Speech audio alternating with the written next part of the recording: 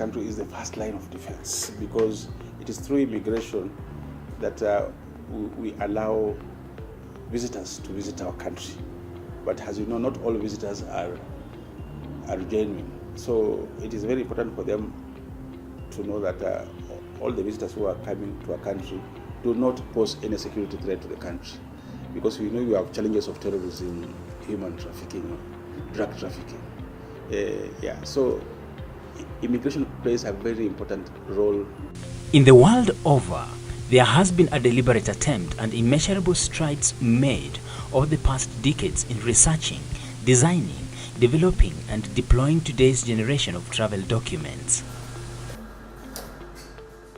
In the East Africa community, Kenya is perhaps the first state to upgrade its traveling documents to the required international standards. The first one, the fact that we were the ones to implement, is that we recognize the need for Kenyans to have this very important document, which in a very big way will help also make their travel a bit easier without a lot of hiccups. To be up and running, the issuance and handling process have to be consistent with and complementary to the technological advances of an e-passport.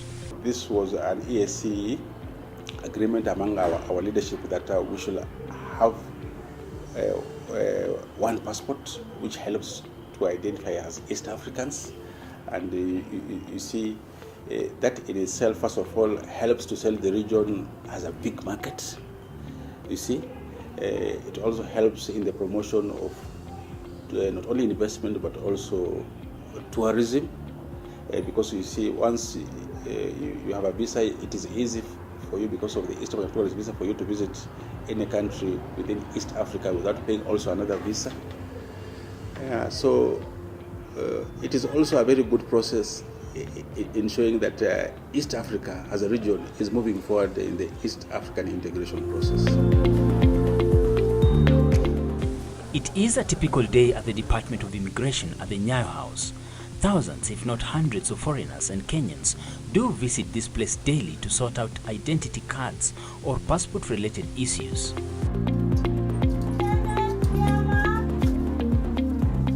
It is indeed a busy place. Under the leadership of Muteshi, the department has been working around the clock to meet these needs and issue out as much passport in a day as possible. People are coming in large numbers, because people come as early as 5 a.m. and the only challenge now we are facing is how to cope now with the large numbers. So you find that we have deployed extra number of officers. Sometimes we have to pull them from the offices to go and beef up, mostly in the morning hours. And as you know, right now we have only a few centers.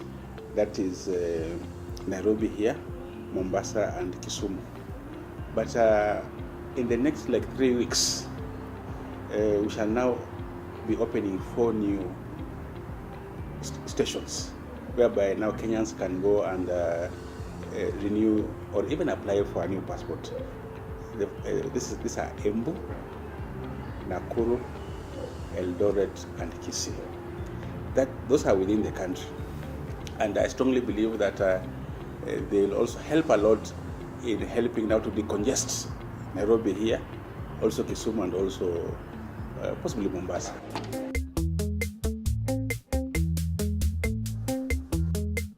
The passports section of the department is usually bustling with activities. Years back, getting a passport was a nightmare. To some, it was a full-time job looking for the important document. However, the successive administrations have turned things around for the better. The process of acquiring the document have been streamlined and order restored. I'm here to produce tickets for the applicants. When they come, to arrange them according to how they arrived. We give them tickets so that they can be served in our counters. We have several counters. They are called by those numbers which were produced from our machine, which is at the entrance. We follow the number, the way they have arrived. Because some want to jump the line, they want to not to queue, they have arrived late, they want to be served before the others. So that's why you use the number to control them. And those numbers are important because even the machine will call them instead of use manual. So we use that machine for calling those applicants as they arrive.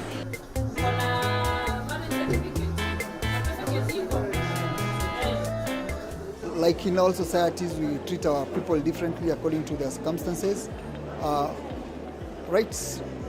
The first counter here is a counter for expectant mothers, small children, and senior citizens. So they are treated differently because of their circumstances, and they need to differentiate them because we handle children applications a bit more sensitively because the child must be associated with the parent. And for security reasons, there are instances whereby somebody comes with a child who is a neighbor's, and we don't accept that. Yeah, behind me is where everybody else who's not in this other category is seated. They're waiting to present the application for acceptance. Yeah, and after that, we take them for photo capture. Yes, and this is the main differentiating aspect between the e-passport and the other machine-readable passport that used to issue before.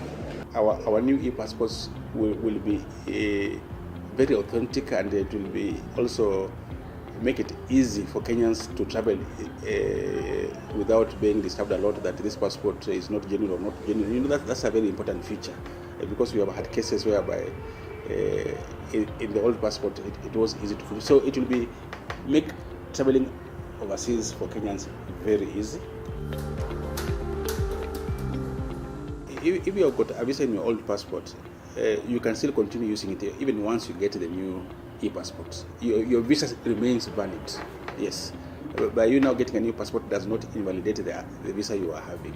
Yeah, it still remains valid. The e-passport is everything that the non-e-passport has ever been, but in addition, there is a chip which contains the biometric data of an individual.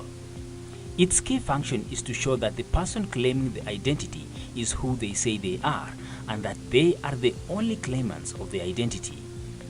A database which is enhanced with automated fingerprints verification system help achieve this key security feature. No, it is very easy because you see, once you have a passport, and now you first of all, you know, we had to acquire the necessary equipment which we acquired, and it is serving us very well, and it wasn't a very challenging because what we just did is that we did only an upgrade of the system. Now to move from the analog now to the electronic one. The new passports will give online database linkages of a wide nature with real-time access. A direct threat to digital technology is the ever-presence of illegal hackers who, for selfish reasons, might be interested to bring down the system. However, the e-passport is configured to put an end to pragmatics of mischief with e-passports like skimming, eavesdropping, and cloning. Previously, I could use your passport, not alter anything, but if you have some close resemblance, facial, I pass.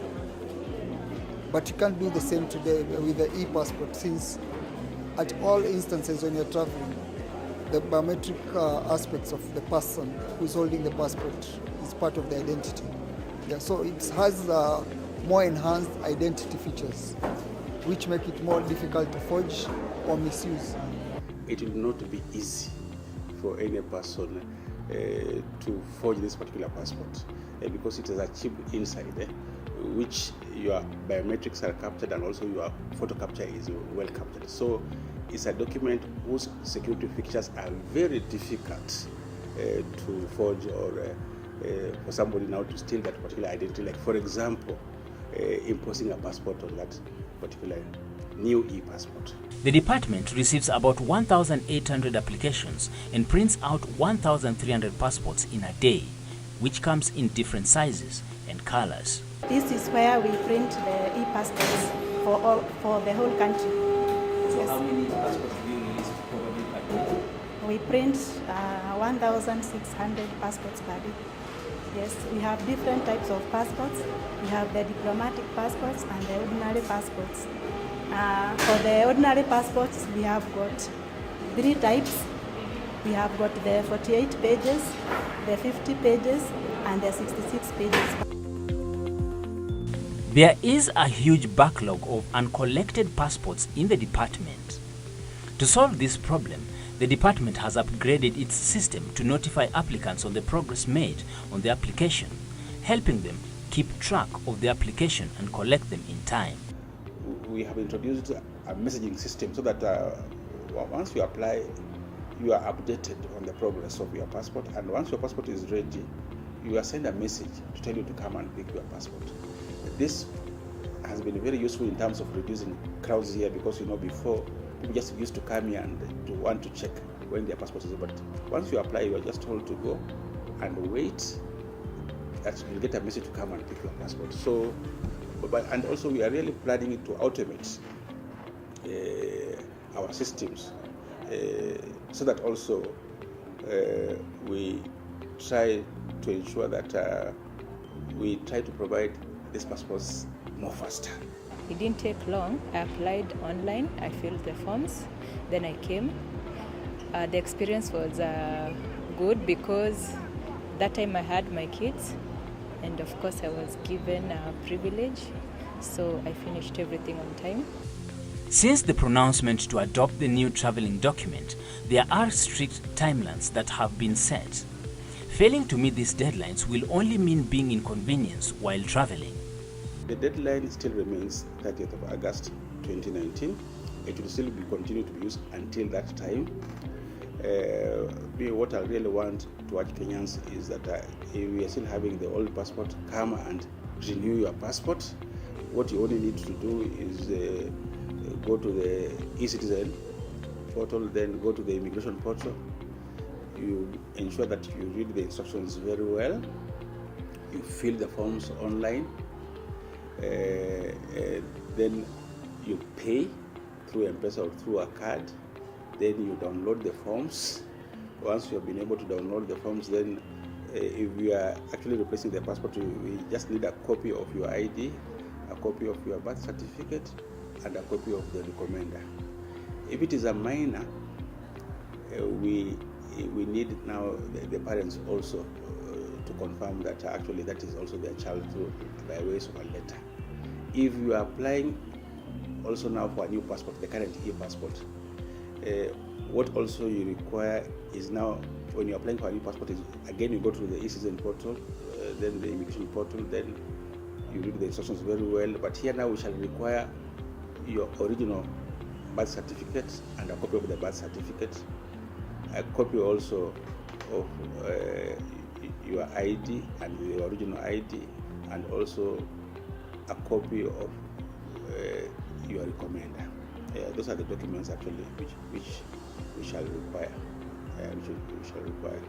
And also you pay online, you download. Then once you have been able to download the forms, you just submit them personally. Because once you come here, we shall require to take your biometrics and have a photo capture of you. Tick tock, the clock is ticking, and to avoid last-minute rush, this would be the best time to get your e-passport.